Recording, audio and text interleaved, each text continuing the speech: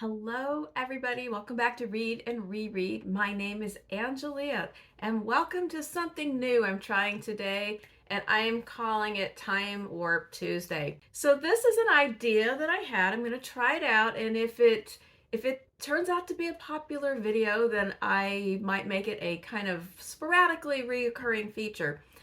And so let me explain to you what this idea is. So I have talked before about the fact that I have physical reading journals dating back about 22, 23 years. Wish I had started sooner, but that's about when I started. And I have all the journals. And every now and then I just open an old one randomly and I kind of get a kick out of what I was reading at some point in my past. Not that distant past, but well, in some cases it is a little bit distant if it was 20 years ago. But anyway, it's kind of fun to look at it. And so I thought, I have a video idea for this. And so my idea was to randomly grab a journal, as long as it's anything older than last year, because I was doing videos then, so you would have heard about that, or you could go back and see. But anything older than last year, whatever I randomly grabbed, then I will look and see what I was reading that summer and just talk about it, like revisit those. What do I remember about those books? Any comments I have about that, and just for fun, kind of a little walk through memory lane kind of situation. Let me know if you like this video concept and tell me in the comments. And if you are new to the channel, welcome. Like I said, this is an experiment, not what I usually do, but I just wanted to try something new and just for fun. So here we go. So I reached into my pile and I grabbed this journal. As you can see, it is the Nancy Pearl journal, Book Lust. She had a book called Book Lust that was about different reading ideas. I used to have that book. I don't think I have it anymore, but this actually does have a bunch of reading suggestions in the front that I haven't looked at in a long time. So I should look through here and see if there's still some good ideas.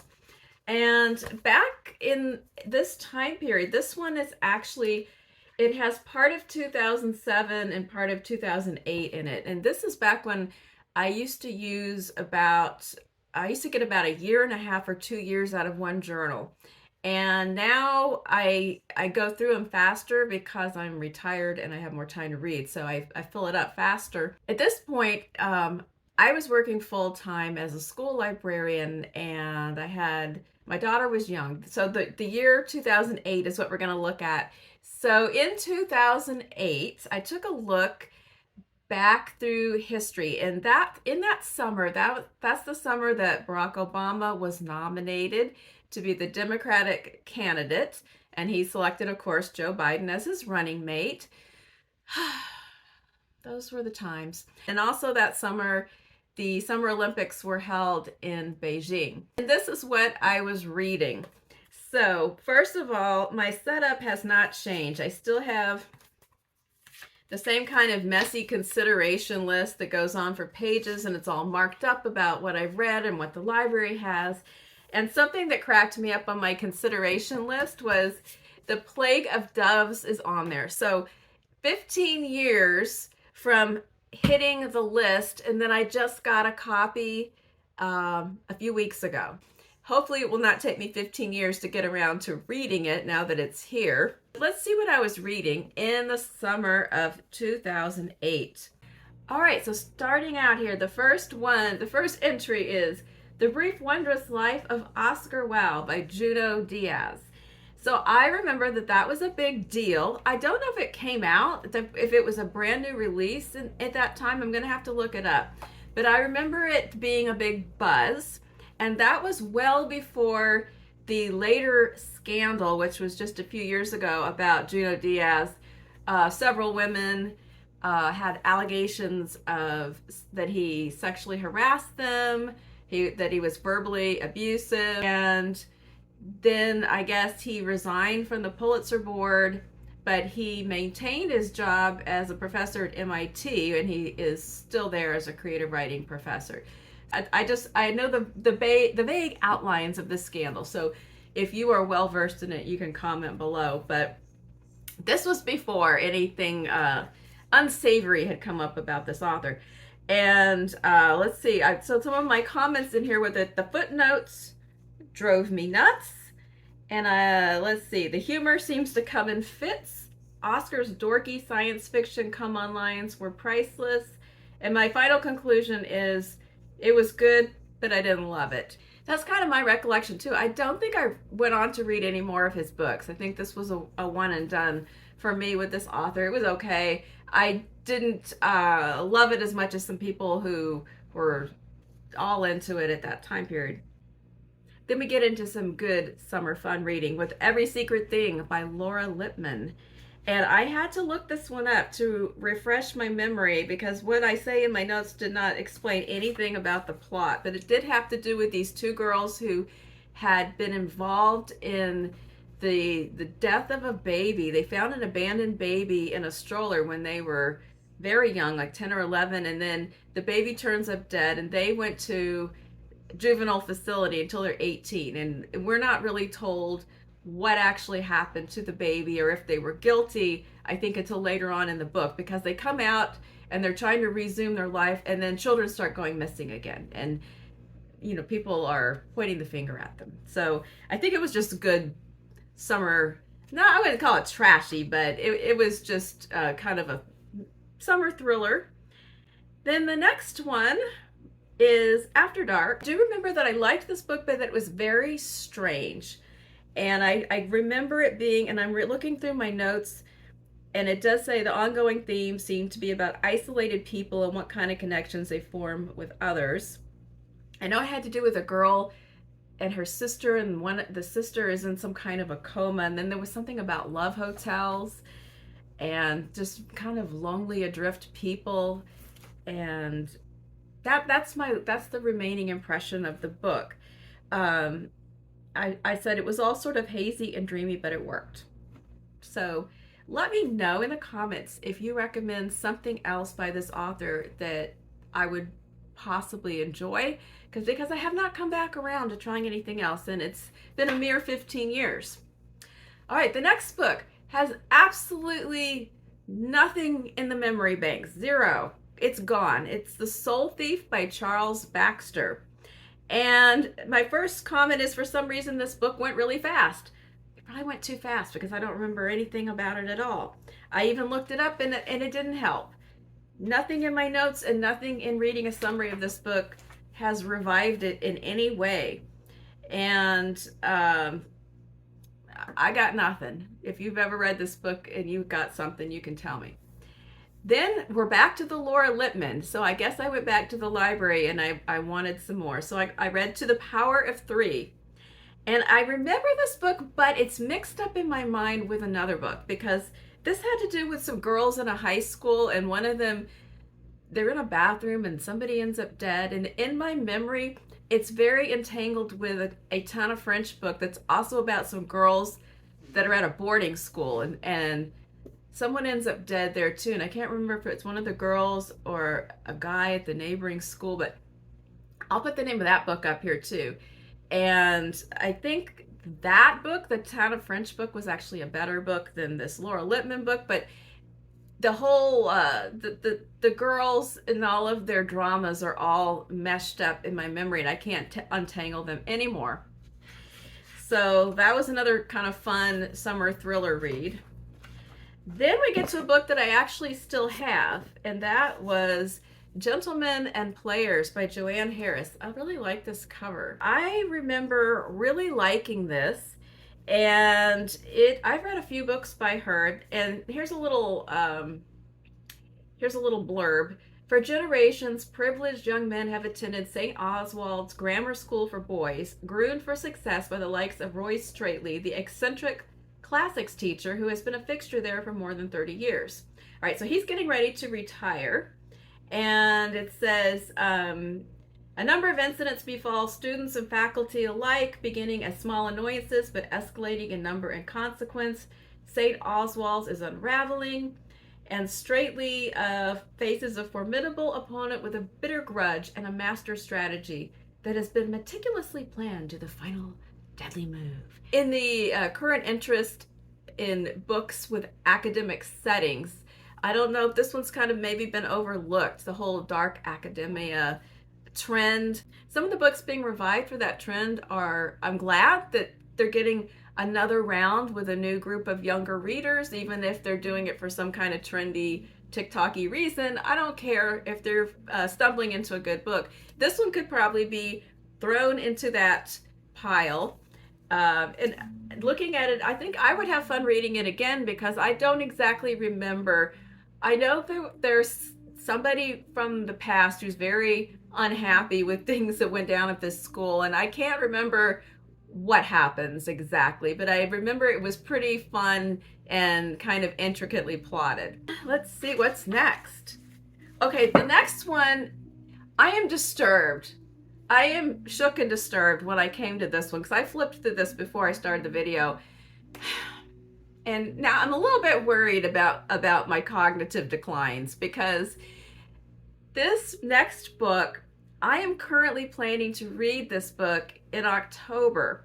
It's on the Queer TBR tackle, and I picked it out specifically as a book I want to read because I said to myself, oh, I've always wanted to read that. I've always heard that series was good, and it's become kind of iconic, and it'll be fun to read because we're getting ready to go to San Francisco, and all these thoughts.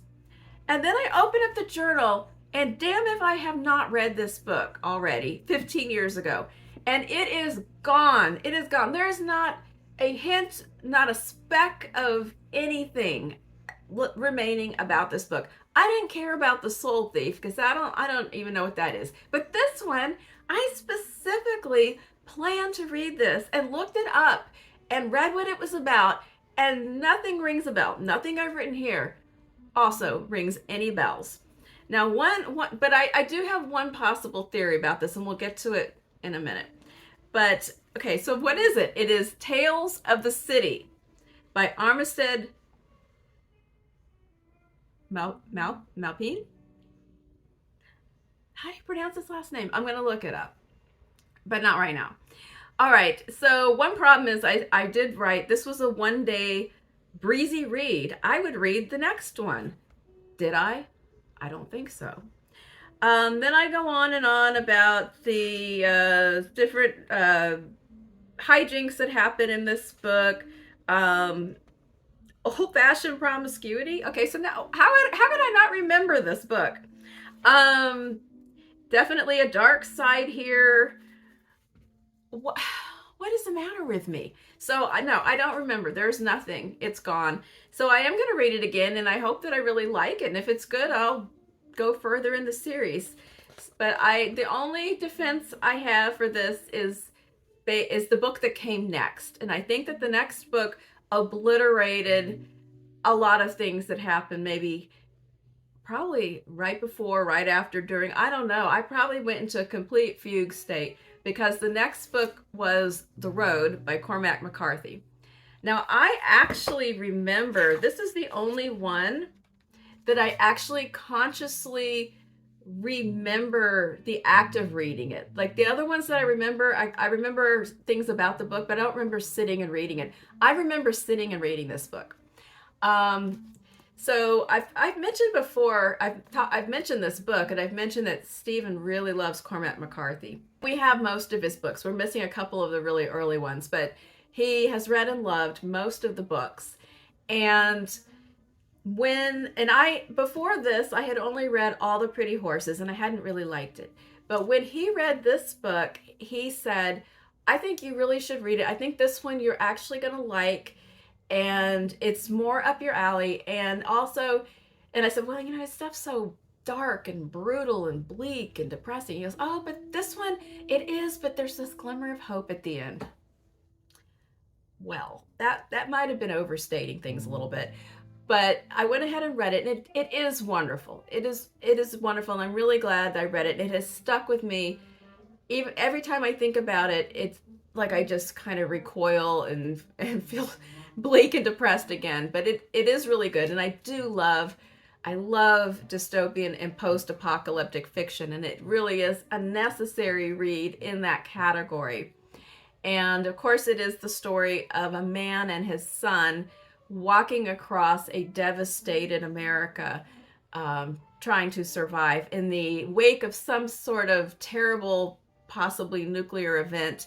And the people who are still alive are just the most desolate, desperate, scrounging, horrible. I mean, it's just, everything is just boiled down to the most bare survival impulses. And he's trying to maintain life and hope with this child on this journey. And anyway, it is an excellent book. And I think that the power of this book might have, made some sort of a mushroom cloud that wiped out Tales of the City right before, because it might have been like, "Ooh, here we are in the 70s in San Francisco," and then, the road just blew it out. So that's my only thought, because the next book I don't really remember either. I know I read it, but it didn't stick either. So this is my thought. But The Road, and then the next one was An Unsuitable Job for a Woman. I didn't write down the author, so I'm gonna put it up here.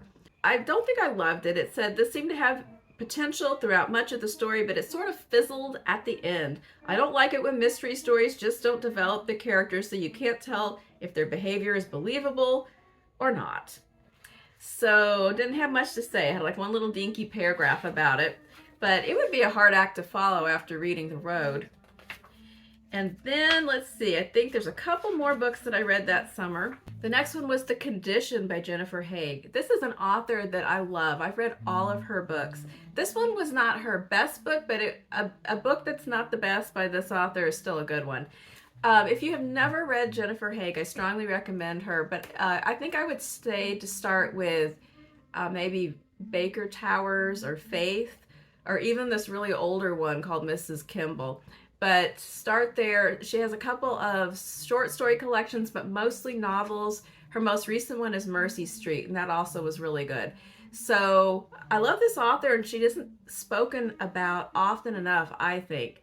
I know that Priscilla at Evening Reader likes her too, and I have had some people who have chimed in, viewers that say that they also read her. I just don't see her talked about on BookTube very often, but she's really, really solid.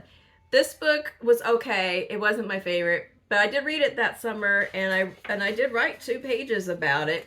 So don't start there, but definitely check out Jennifer Haigh. Then another author that I usually pick up new releases by that was a grammatically poor sentence. I'm sorry, but we have Meg Wolitzer with The 10-Year Nap. Again, not her best outing. But I do like Meg Wolitzer. I liked The Wife, and I liked it when it came out. Like now, if you read it, you'd think, oh, I've read stories that kind of went this direction. But she wrote it back before some more recent books that do similar things. What else did I like from her? The Interestings. The Position was a good one, and there's another one I'm thinking of that is slipping my mind, but I'll put it up on the screen. But it was a recent one. Anyway, I'll put it up here.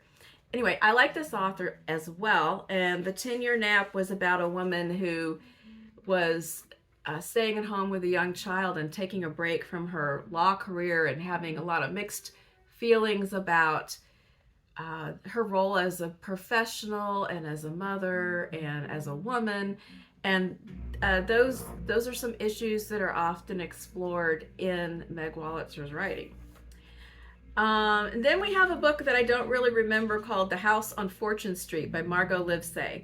And I did start out and said, well, this was a random book because I got it for free at TLA. That's the Texas Library Association. It had it still has an annual convention for librarians that I would sometimes go to. And you can get free books. They would have a big vendor hall, and all the publishers would be there because they're trying to attract librarians to order, and the convention is for public and school librarians. And at the end of, if you hang around in the vendor hall, at the end, when they're getting ready to close, they start giving things away because they don't want to pack them up and take them. And they will do a little thing where one person can come through the exhibit and take a book, and then the next person can come through and take a book. So you can pick up a bunch of free books like that.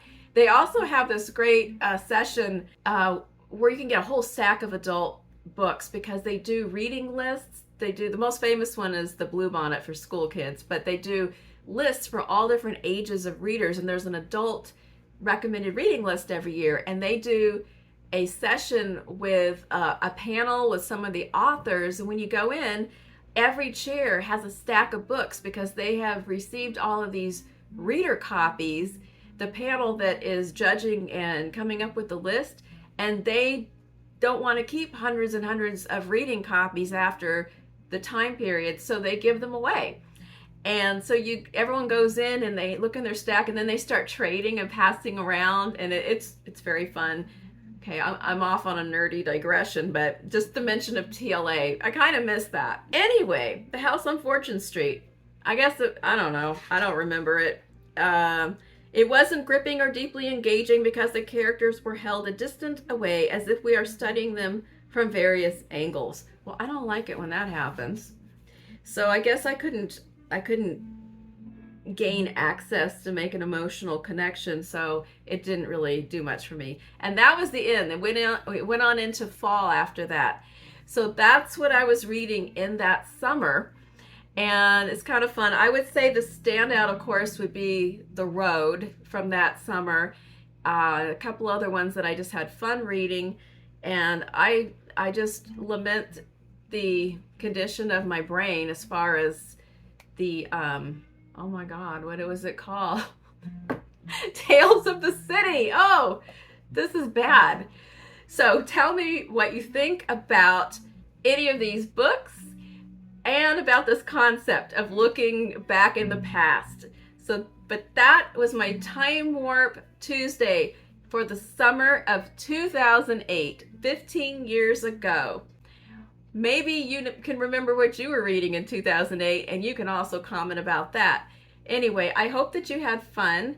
Like and subscribe, please, if you have not done so already. I would appreciate it very much.